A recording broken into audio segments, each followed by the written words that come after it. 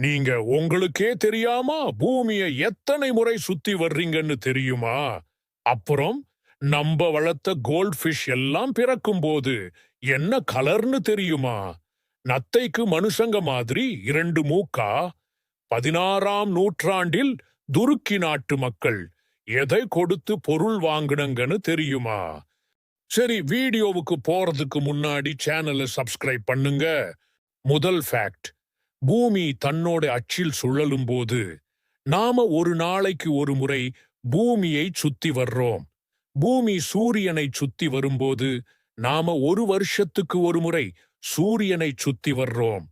அதனால நீங்க ஒரு வருஷத்துல 365 முறை பூமியை சுத்தி வர்றீங்க.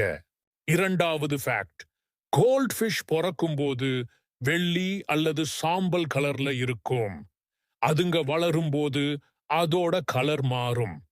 சில கோல்ட் ஃபிஷ் ஆரஞ்சு, சிவப்பு அல்லது மஞ்சள் கலர்ல இருக்கும். மூன்றாவது ஃபேக்ட்: நத்தைகளுக்கு மூக்கு இல்ல. அதுக்கு பதிலா 2 மேல இருக்கிற கொம்புகள் தான் கண்ணாவும் மூக்காவும் வேலை செய்யும். இந்த கொம்புகளை வச்சுதான் வெளிச்சத்தையும் வாசனையையும் நத்தை உணரும்.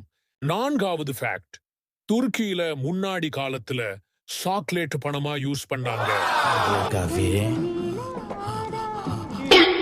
அது எப்படின்னா, பெரிய வியாபாரத்துல விலை உயர்ந்த பொருட்களுக்கு பதிலா சாக்லேட் கட்டிகளை கொடுப்பாங்க. இப்ப எப்படி நம்ம பணத்தை வச்சு பொருள் வாங்குறோம், அதே மாதிரி அப்போ சாக்லேட்டை வச்சு பொருள் வாங்கினாங்க. கொஞ்சம் வித்தியாசமா இருந்தாலும் சாக்லேட் ஒரு நல்ல பணமா இருந்துச்சு.